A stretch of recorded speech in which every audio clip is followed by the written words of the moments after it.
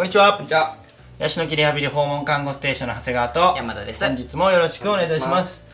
今日は、狭い場所や手すり等がない場合の、異常解除ということで、狭い空間で車椅子をうまく、ベタ付けできないケースであったり、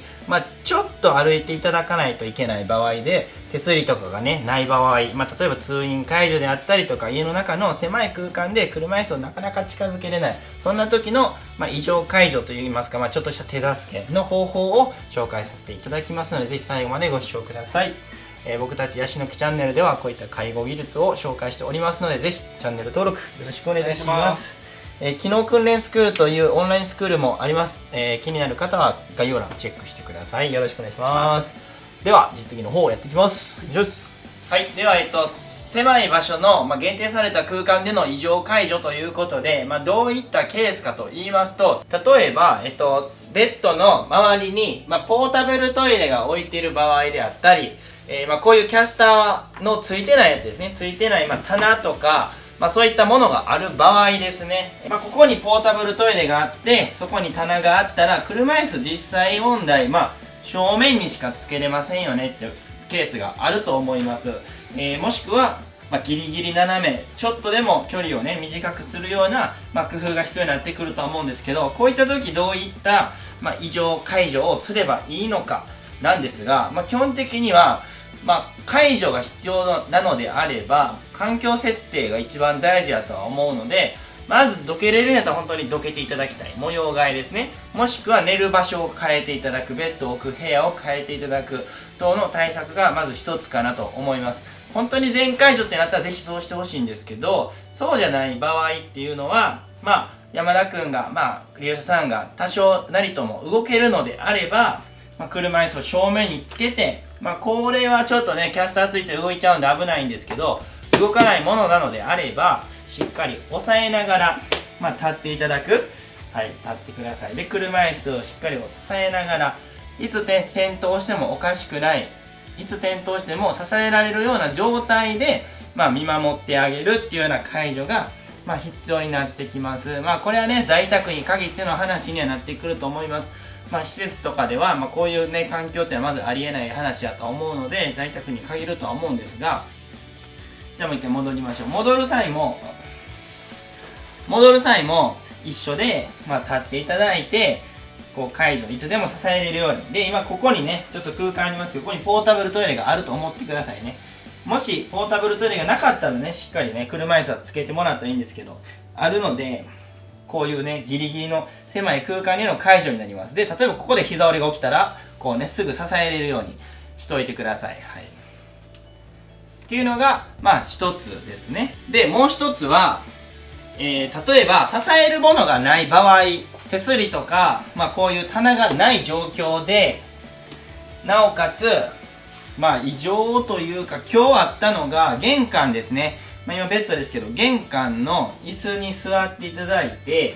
でそこから車椅子に乗り移っていただくっていうのがあるんですけど、ただ車椅子を正面にしかつけれない、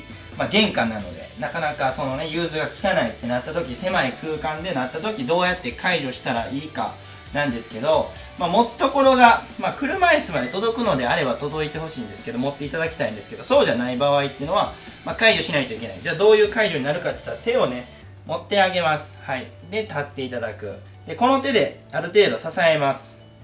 もっと持たれてもらっていいので、はい、これで結構支えれてます。今結構持たれてますよね。はい、でこの時のポイントは体にちょっとでも持たれてもらうような解除をすると異常の誘導がしやすくなります。はい、こういった感じですね。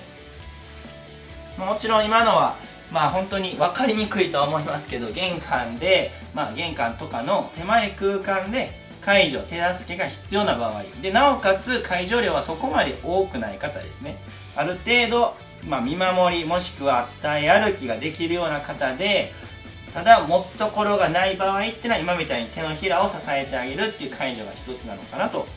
思います。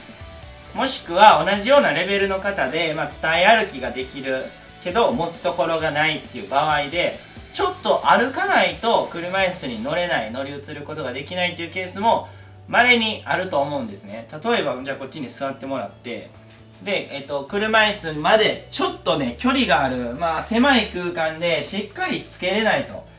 で介助量がちょっと重たくなるとやっぱり介助したいですよね。ただ人が入ると車椅子をつけるスペースがない。じゃあどうしたらいいかなんですけど、車椅子は極力近づけてほしいけど介助が優先ってなるとやっぱりさっきと一緒で手引きじゃないですけど、このね手のひらをしっかり支えた上で、なおかつ僕の手はここですね、液化の下に手を通して、上腕を持つような感じですね。脇じゃなくて、上腕をちょっと中央筋握りで支えるような感じで、なおかつ、ちょっとねもたれかかってもらうような感じで介助したらいいかなと思います。はい。で少し歩いてもらって車椅子に届くのであれば、こっち持ってくださいねみたいな感じで誘導して、できれば介助者は後ろにね入るように方向転換してもらえると、いざこけそうになった時に助けることができるのかなと思います。じゃあもう一回こっちに行きます。はい。じゃあ手を持って立っていただくと。はい。で、ここにごめんなさい手すりがあるとしてください。ここに手すり、ベッドの手すりがあったらこう回ってもらうとちょっとねこうすごいやりにくいですね、前に向いてもらうと。なので、手すりがあったら手すり持ってもらって介助者後ろに入るような形で方向転換してもらう。そしたらここで膝割れが起きてもこうねある程度支えることができます。はい。前だったらね結構腰に負担かかったりもしやすいので、後ろに入るような格好で、方向転換してもらうのが一つポイントかなと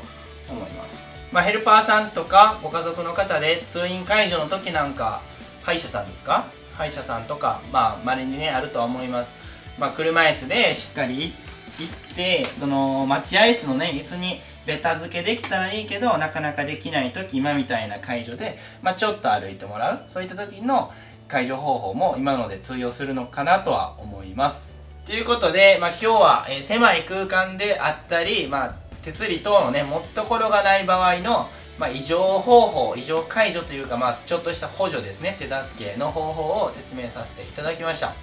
では山田君、ワンポイントアドバイスをお願いいたします。はい、狭いところなんですけども、どうしても届きそうで届かないということがすごく多くて、ちょっと頑張ってねっていう感じで